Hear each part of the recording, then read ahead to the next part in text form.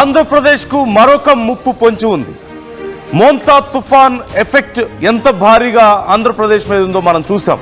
అదృష్టవశాత్తు అధికారులు చెప్పినంత కాకపోయినా ఎంతో కొంత ప్రభావం చూపించింది. దానికే ఏపీ వణికిపోయింది. మరొక తుఫాన్ ఇప్పుడు ఏపీకి పొంచి ఉంది. దిత్వా తుఫాన్ అంటూ దానికి నామకరణం చేశారు. ఏపీ వైపు ఇప్పటికే ఈ సైక్లోన్ దూసుకొస్తోంది. శ్రీలంక తీరానికి 80 కిలోమీటర్ల దూరంలో కేంద్రీకృతమై ఉన్నట్లుగా చెప్తున్నారు. గంటకు 10 కిలోమీటర్ల వేగంతో కదులుతోంది ఈ సైక్లోన్.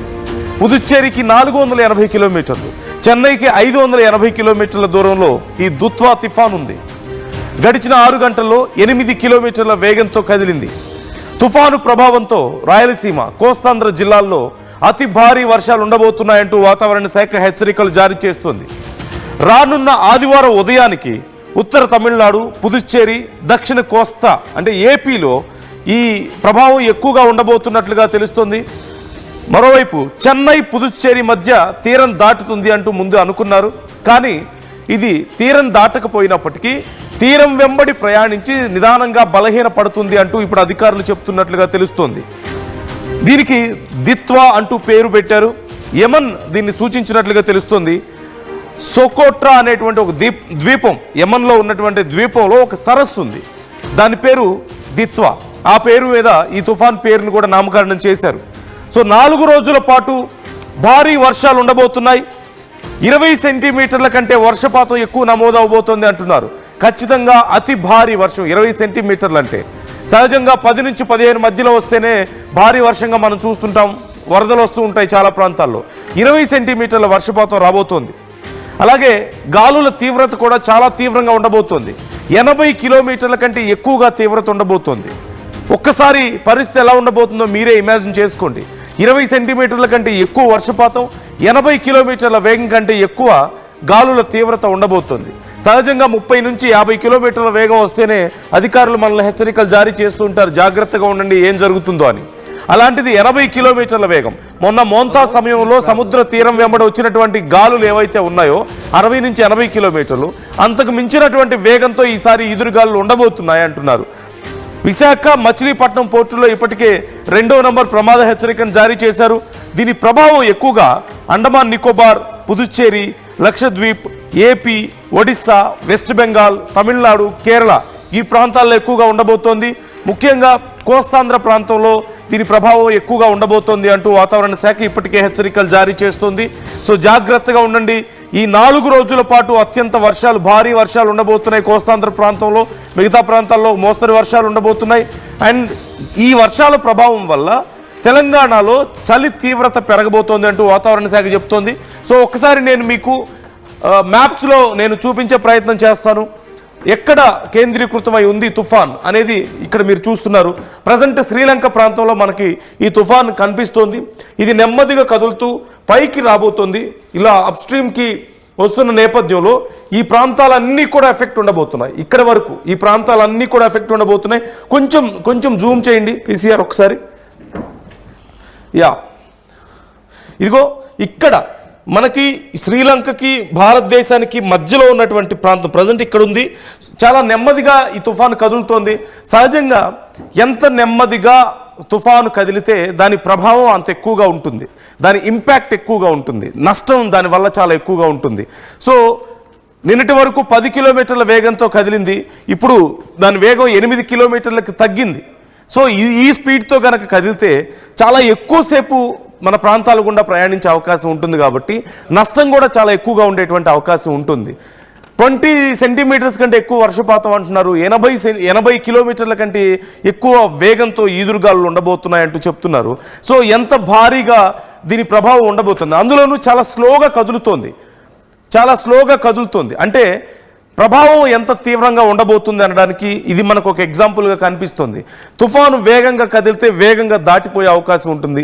ఎంత స్లోగా కదిలితే అంత ఎక్కువగా నష్టాన్ని చేసేటువంటి అవకాశం ఉంటుంది.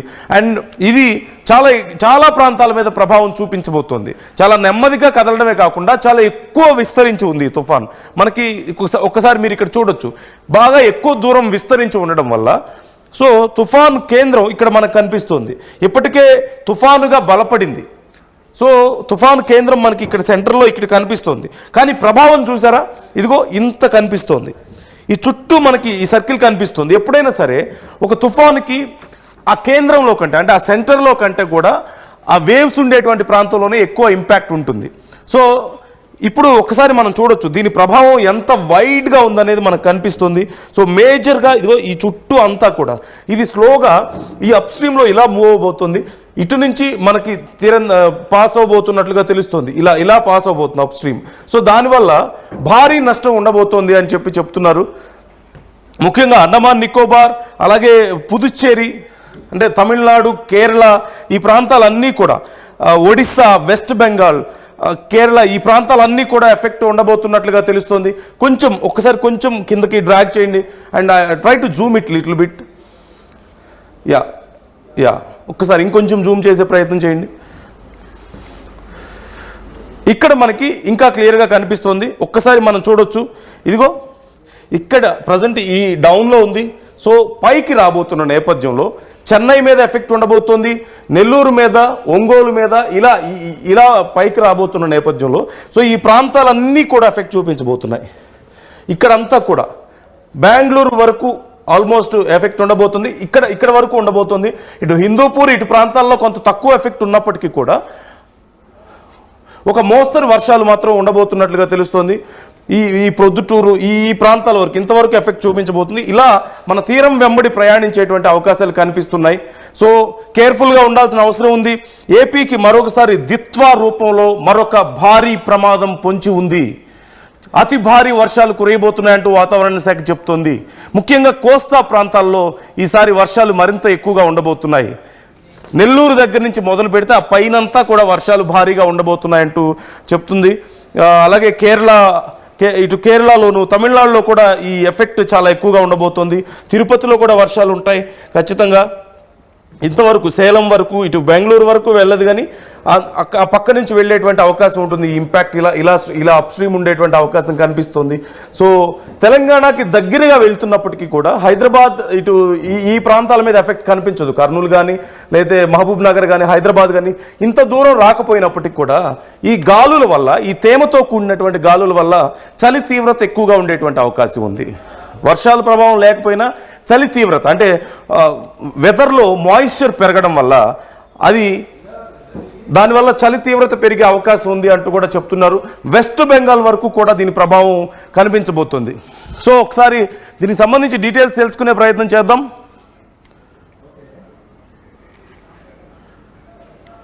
మరికొద్దిసేపట్లో మా ప్రతినిధి నాయుడు కూడా మనతో జాయిన్ అవుతారు. సో ఒకసారి ఏ ప్రాంతాల మీద ప్రభావం ఉండబోతుంది, ఎలాంటి జాగ్రత్తలు తీసుకోవాల్సిన అవసరం ఉంది అనేది మనం తెలుసుకునే ప్రయత్నం చేద్దాం. వాతావరణ శాఖ అధికారులు సైతం ఆర్టీవీ మాట్లాడుతుంది. సో దీనికి సంబంధించి కూడా డీటెయిల్స్ నేను మీకు ఇవ్వబోతున్నాను.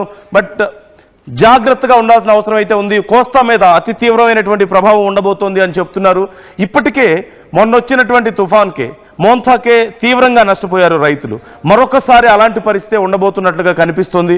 మరొకసారి భారీగా పంటలు నష్టపోయే అవకాశాలు కనిపిస్తున్నాయి. భారీగా చెట్లు కూలిపోవడం కానీ 80 కిలోమీటర్ల వేగంతో గాలులు అంటే ఎంత తీవ్రంగా ఉండబోతున్నాయి అనేది ఒకసారి మీరు అర్థం చేసుకోవచ్చు. మోంతా సమయంలో సముద్ర తీరం దగ్గరలో 60 నుంచి 80 కిలోమీటర్ల వేగంతో గాలులు వీస్తేనే మనిషి ఆల్మోస్ట్ మన రిపోర్టర్స్ కూడా చాలామంది ఆర్టీవీ ప్రతినిధులు అక్కడ ఉన్నప్పుడు వాళ్ళందరూ కూడా ఆల్మోస్ట్ ఆ గాలి తీవ్రతకి పక్కకు పడిపోయినటువంటి పరిస్థితి మనం చూసాం. సో ఈసారి మరొకసారి అలాంటి పరిస్థితి ఉండబోతోంది అంటూ కూడా చెప్తున్నారు. అండ్ వాతావరణ శాఖ నుంచి జాగ్రత్తలు ఇప్పటికే విశాఖ, మచిలీపట్నం పోర్టులో 2వ నంబర్ ప్రమాద హెచ్చరికను జారీ చేశారు. మత్స్యకారులు ఎవరు వేటకు వెళ్ళొద్దంటూ చెప్పారు. ముఖ్యంగా రైతుల పరిస్థితి ఇప్పుడు ఎలా ఉండబోతుంది అనేది చాలా భయంకరంగా ఉంది. మొన్న వచ్చినటువంటి మోంతాకి అరటి కానీ లేదంటే ఉద్యానవన పంటలు కానీ వరి కానీ ఎంత భారీగా నష్టపోయామో మనం చూసాం. ఈసారి మరొకసారి అలాంటి పరిస్థితి వస్తే రైతులు ఎలా తట్టుకోగలుగుతారు, ప్రభుత్వం మరి ఏం చర్యలు తీసుకోబోతోంది అనేదే చూడాల్సినటువంటి పరిస్థితి. సో తెలంగాణ వెదర్ మ్యాన్ నుంచి కూడా అప్డేట్ వస్తుంది మనకి. సైక్లోన్ అప్డేట్ అంటూ తెలంగాణ వెదర్ మ్యాన్ అప్డేట్ కూడా నేను చదివి వినిపిస్తున్నాను. Earlier there were 2 systems, one at Malacca Strait, other at Sri Lanka. The Malacca Strait system intensified into cyclone senior alage moving towards Indonesia. The system across Sri Lanka to further intensified as DD and later into cyclone. Idigo Ditwa, the strike, the skirt all along NTN, SAP, CAP coastal areas in next 5 days అంటూ weatherman ఇస్తున్నటువంటి update కూడా నేను మీకు చదివి వినిపిస్తున్నాను. This will bring moderate rains across east south, అలాగే Telangana districts especially in districts close to AP during the December 1st week అంటూ చెప్తున్నారు. తెలంగాణ వెదర్మ్యాన్ అంచనా ప్రకారం తెలంగాణలో కూడా ఈ వర్షాల ప్రభావం ఉండబోతోంది అని చెప్తున్నారు. హైదరాబాద్ సిటీలో కూడా కొంతవరకు ఒక మోస్తరు వర్షాలు ఉండబోతున్నాయి అంటున్నారు. ఏపీకి క్లోజ్గా ఉండేటువంటి ప్రాంతాల్లో కూడా ఈ వర్షాలు ఉండబోతున్నాయి అంటూ చెప్తున్నారు. సో ఏపీకి క్లోజ్గా ఉండేటువంటి ప్రాంతాలతో పాటు ఇప్పుడు మనం చూడొచ్చు. ఒక్కసారి నాకు విండ్ కూడా ఇవ్వండి, ఒకసారి క్లౌడ్ ఒకసారి ఇవ్వండి నాకు ప్లీజ్ పీసీఆర్.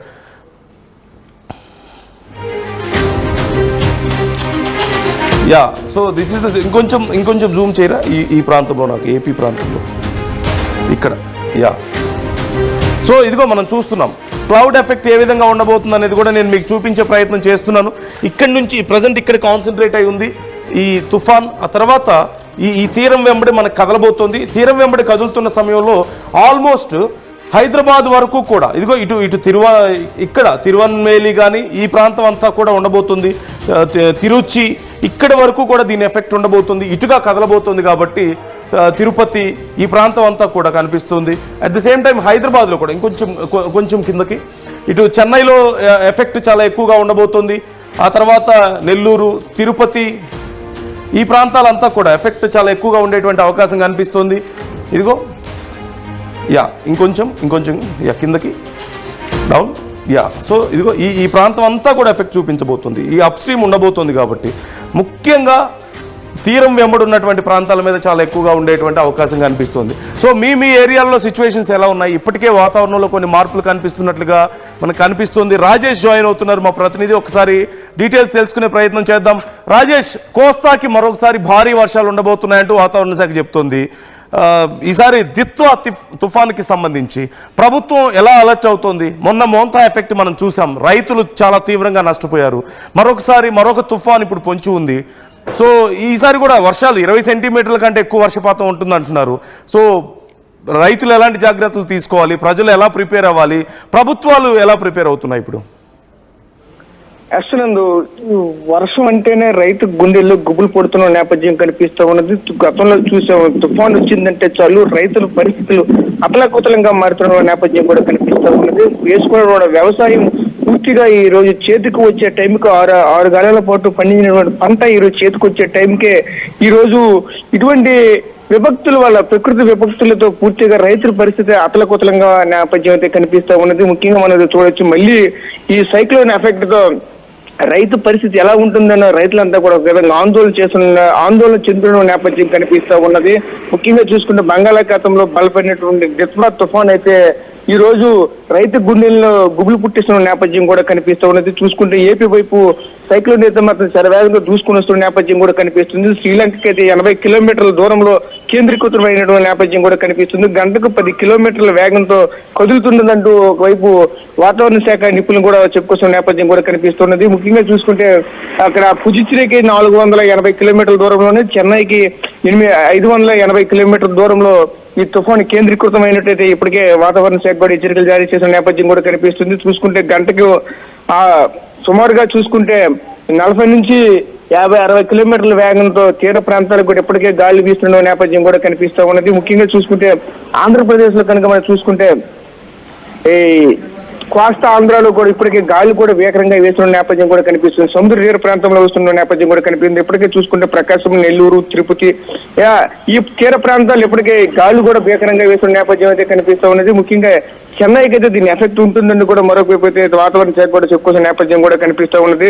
ముఖ్యంగా మనం అయితే చూడొచ్చు, ఇటువంటి వర్షాలు వచ్చేటప్పటికే పూర్తిగా రైతులంతా కూడా ఏం చేయాలో తోచని పరిస్థితి కనిపిస్తున్నాయి. ముఖ్యంగా దీని యొక్క ప్రభావం అయితే ఆంధ్రప్రదేశ్ లో రాయలసీమలో అలాగే కోస్తాంధ్ర జిల్లాల్లో భారీ వర్షాలు కూడా పడే అవకాశాలు ఉన్నాయి అంటూ కూడా ఇప్పటికే వాతావరణ శాఖ కూడా హెచ్చరికలు జారీ చేయడం నేపథ్యం అయితే కనిపించింది. ఎప్పటికీ దీనిపైన అప్రమత్తం అవుతున్న పరిస్థితి కనిపిస్తుంది. వ్యవసాయ రంగానికి సంబంధించిన అధికారులు కూడా రైతులను అందరినీ కూడా అప్రమత్తం చేస్తున్న నేపథ్యం కూడా కనిపిస్తూ ఉంటుంది. ఎందుకనగా మనమైతే చూడొచ్చు, అక్కడ పత్తి రైతులు కావచ్చు, అలాగే అరటి రైతులకు సంబంధించిన రైతులు కావచ్చు, అలాగే మరోవైపు ప్రస్తుతానికి ఇప్పుడు ఉన్నటువంటి ప్యాడీ అంతా కూడా ఇంటికి తీసుకుని వస్తున్న నేపథ్యం కూడా కనిపిస్తుంది. ఉత్తరాంధ్రలో చూసుకున్నా, అలాగే కోనసీమలో చూసుకున్నా, ఎక్కడ చూసుకుని సార్ మొత్తం అంతా కూడా రైతులు పండించిన పంటలంతా కూడా ఇప్పుడు ఇంటికి తీసుకుని వస్తున్న నేపథ్యం కూడా కనిపిస్తూ ఉంటుంది. ఇదే క్రమంలో ఇటువంటి వర్షాలు కనుక కంటిన్యూగా ఇదే కొనసాగితే మాత్రం పూర్తిగా ఆ పండిన పంటంతా పూర్తిగా వర్షం నీటి పాలవుతున్న నేపథ్యం కూడా కనిపిస్తూ ఉంటుంది. కనుక ఇదంతా కూడా చూస్తూ ఉంటే రైతులు మాత్రం ఎటువంటి తుఫాన్లు హెచ్చరికలు వచ్చేటప్పుడైతే మాత్రం పూర్తిగా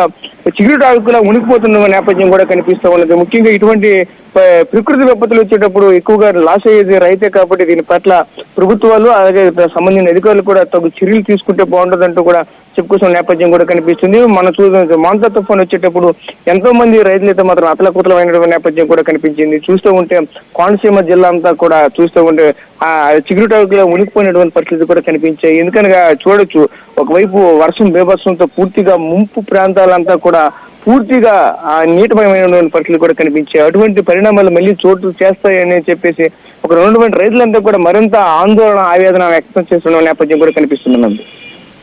right, thank you Rajesh, thanks for the details. మొత్తం మీద రైతులు జాగ్రత్తగా ఉండండి, మత్స్యకారులు జాగ్రత్తగా ఉండండి. మరొక 4 రోజుల పాటు ఆంధ్రప్రదేశ్కి ముప్పు పొంచి ఉంది. దిత్వా తుఫాన్